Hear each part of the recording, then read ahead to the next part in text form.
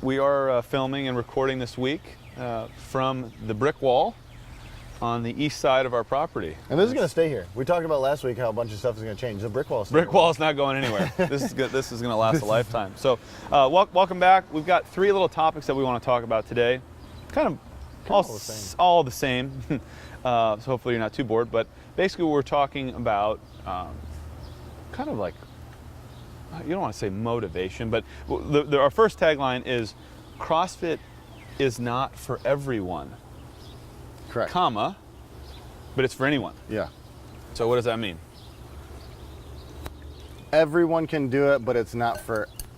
No. Anyone can do it, but it's not for everyone. Yeah, and so the thinking behind that is like, hey, can I do it? The answer is yes. You know, our oldest client now is 98 years old. Oh my gosh, yeah. So Ed, if you're listening, you're kind of a legend.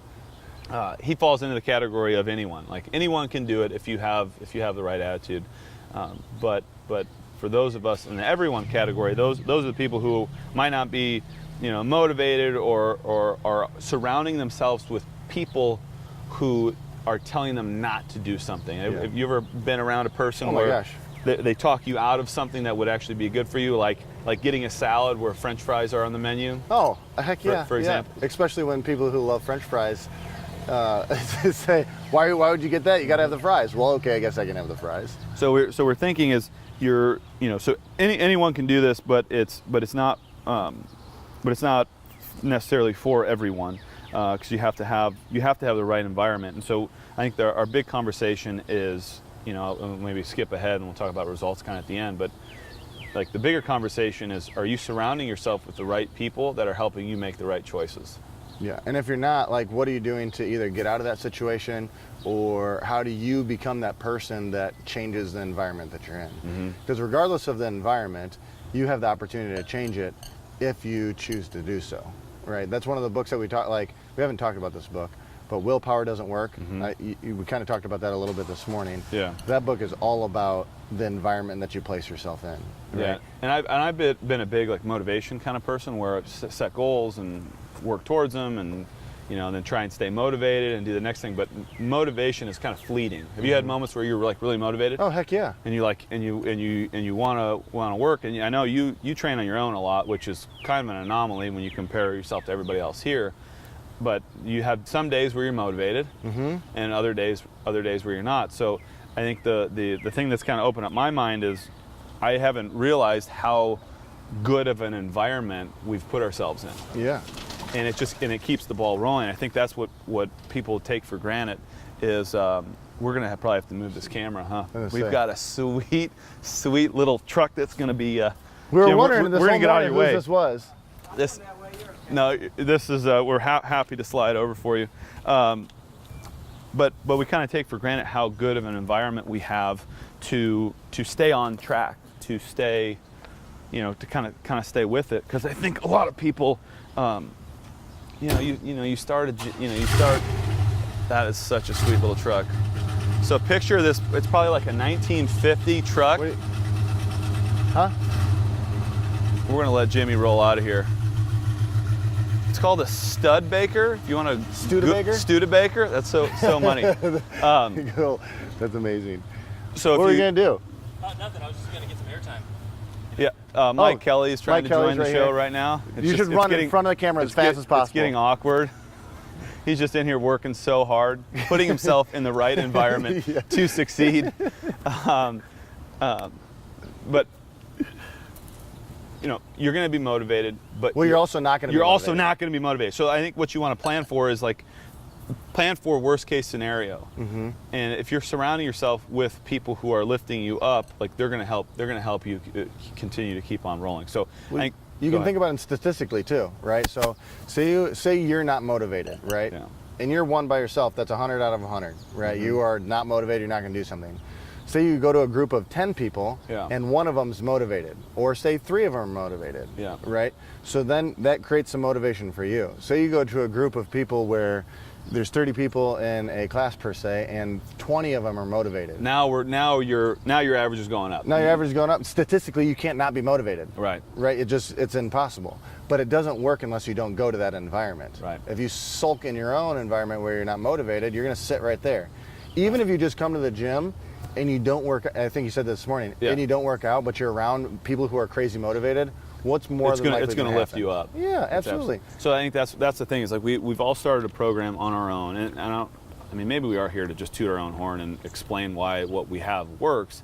Is it the programming? Sure, the programming is fine, but I think it's the coaching. Yeah, the coaching is great, but I think the biggest factor behind it is that you're putting yourself around people that are going to lift you up. Yeah. On a consistent basis. So when maybe on day one you have you have the intention of starting this great program by yourself, that's eventually going to fizzle. Yeah. And I think if you start a program and surround yourself with people, your motivation is going to fizzle, but the group motivation is going to keep everybody rolling along. And then your motivation stays there. Yeah. Yeah. And then it comes down to unless you have specific goals, it's very hard to maintain motivation for something that you do not have to do per se. Right. Right. So that'd be like this. Do you have to come to the gym? Have's a strong word, but depending on your goals and motivation, then yes. Mm-hmm. Yeah. But it's hard if you don't have a group of people. You got to have a group of people that are willing to push you or are going to be there every day. They're just going to be there. Yeah. Yeah. They don't even have to. I mean, how often does somebody in class come up to you and like literally push you? Probably very rarely. Yeah. But they're going. Yeah. They're doing something. And like I know, like in my class this morning, I was here to just kind of limp around. Next thing you know. And then next thing you know, the juices start flowing and the music's turned up and there's people next to you, and I wouldn't have done that on my own at home. No matter how motivated I was. Even motivated John this morning would not have worked as hard as John standing next to other people. No, not even close. So not even close, because it's just infectious. Yeah, it is infectious. It's like the right kind of infectious disease. So our third point was we're talking about results. And tell me, so I know you were frustrated about this the other day. We were having conversations with people about they expect results like immediately. Mm-hmm. You ever seen that meme with the most interesting man in the world? He's like, I don't often work out, but when I do, I expect immediate results. Yes. You don't get immediate results. No. You get results by what you put in. Mm-hmm. Right? It's like an equation. Yeah. You're not going to put in X and get triple X, mm-hmm. right? That's a great equation right there if you think about it, right? Yeah. No, but if you don't put in the certain amount of work, you don't just get it, right? So one of the things that I love to hear is, so over the course of the last 3 months, I've dropped off like 10 pounds. Sure. Right? Oh, it's so easy for you just do this all the time or blah blah blah. That must. Or you're talking about your personal my results. Personal, yeah. So I've lost 10 pounds in the last 3 months. So equate that though, as a percentage of body weight. I'm 225 pounds. Right. So you lost like what? A half, like 2%. 2% of my body weight. Yeah. See you later. Have a good one. Thank you again. Are you out of town now? Yeah, out tomorrow morning. Awesome. Thanks for joining us. Yeah. Take care, Zach. 2% Zach of body from weight. New York. Thanks for joining us. Thanks, Zach from New York. Like 2% of my body weight, right? Not very much. No, it's more than that. Check 10%, our math. 10%. No. 5%. 5%. Yeah. Yes, 5%. Mm-hmm. Which is a lot for me, mm-hmm. Because I don't have a ton to lose, but it was hard work. Yeah. Like it didn't just like fall off. Right. Right. So and I've been willing to experiment. That's the thing. Like you have to be willing to experiment with different things and be willing for your weight to fluctuate and understand. I don't think a lot of people understand that your body weight can fluctuate 5 to 8 to 10 pounds based on your water intake, right? Water intake, sleep, stress, all that, what you eat, the amount of carbohydrates you put in, the amount of just protein or fats that you put. Like there's a lot of different variables, but you're looking for that consistent loss over time, and you have to be okay with, hey, I didn't do this or that. Okay, so and that's you mentioned consistency again, and that's why we're kind of coming full circle from CrossFit's not for everyone. It's it's for anyone. Yeah. and the anyone is people who are motivated. At least all we need is you to be motivated one day Yes. to get in the gym. Yeah.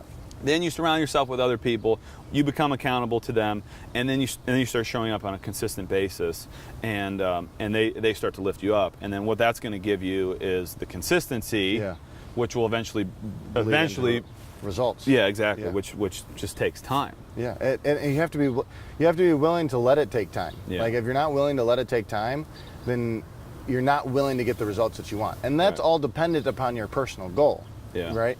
The goal dictates the result, dictates the amount of effort that you have to put in, right. to achieve the result that you want. Right. So if you don't have the goal of getting whatever, whatever it may be, then Whether it's losing 10 pounds or running a 7-minute mile or yeah. But each different goal requires a different amount of effort. yeah. Right? So you can't say, man, I want to get friggin' lean and Yeah. jacked and 7% body fat. I'm only going to work out once a day. My nutrition's going to be kind of shoddy, and I'm going to kind of just, I'll still drink on the weekends though. Right. Or I'm going to do this. I haven't drinking for almost a year. Yeah. Okay, diet's not 100% on point, but I have about one cheat meal a week. Yeah.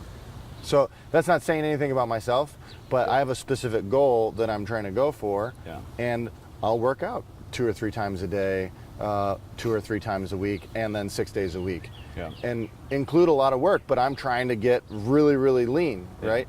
Now, if I wasn't, then I'm going to back off slightly, Yeah. right? Or it's all dependent upon your goal. So Right. you can't expect results for one goal by Yeah. doing the outcome for And other one. I'll play the average human card here Mm-hmm. of like, I'm just trying to do a fit class at least 4 days a week. Yes. And to me, that's doubling the amount of time that I used to work out. Yeah, absolutely. And all I'm trying to do is try and move. I might have even done 5 this week. 4 this week. I did 4 this week. Yeah. And to me, that's keeping me consistent. 'Cause what I'll do, I'm the average person in our gym where I miss Monday and Tuesday.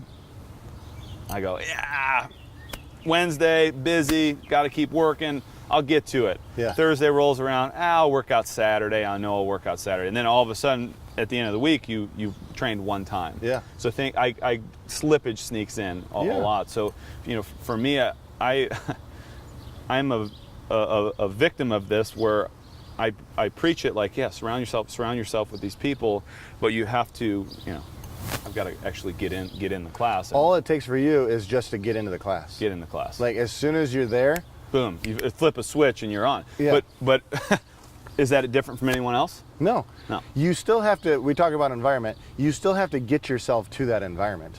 Yeah. The environment get doesn't there. always come to you. No. We can't pick the building up and take it to you. It'd be pretty cool. But know that once you get here, regardless of your current motivation, right. something's bound to change. Yep. Even if you have no motivation, No one, yeah, you can come with none. if you can just show up. Just show up. But once again, like it's dependent upon your goals, right? You have to. I mean, it's input, output. You're gonna get what you put in, and Yeah. it's gonna come out, right? Yeah, and if you don't have specific goals, if you surround yourself with people who do, like you'll start to find your way. Yeah. And if your goal was you didn't know that you wanted to get a pull up and you start seeing people accomplish pull ups, you go, oh, maybe light bulbs start going off. So And I think also like feel free. I would like encourage people, whoever's listening, right, regardless of here or not, like. If you have a goal or you don't have a goal, sit down and think about what you'd like to achieve.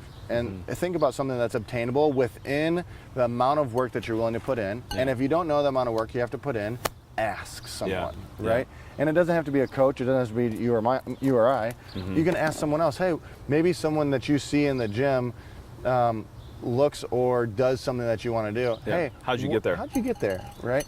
That's how, like when I was working out in the global gyms, Yeah. if I saw someone I wanted to look at, What are you doing? like, I'd walk up to them and be like, what in the heck are you doing? What do you do? right, And I'd be, hey, can I work out with you? sure. And then, yeah, if you can keep up, okay. Yeah. And then you do it, right?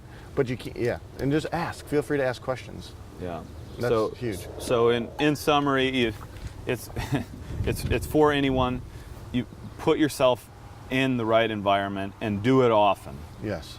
Put yourself in the right environment, do it often. Whether it's, and, if you're not, even if you're not coming to the gym, if you run, get in a running group. Yeah. Do it with other people. It's really hard. It's really hard to find success on your own. Yeah.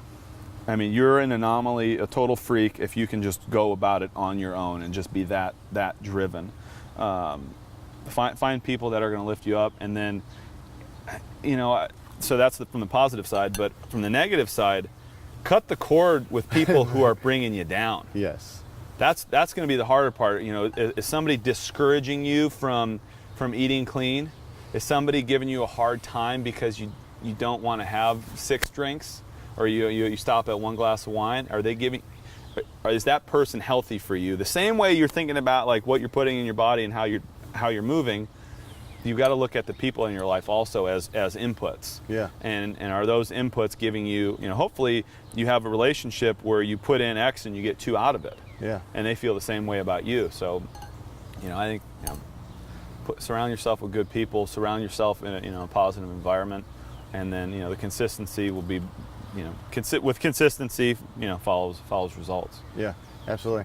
I'd also say to that, just thinking on the side, know that other people may not have the motivation. You may be that one motivation that they need. Yeah. And so, like, you say like, cut the cord from those that aren't lifting you up.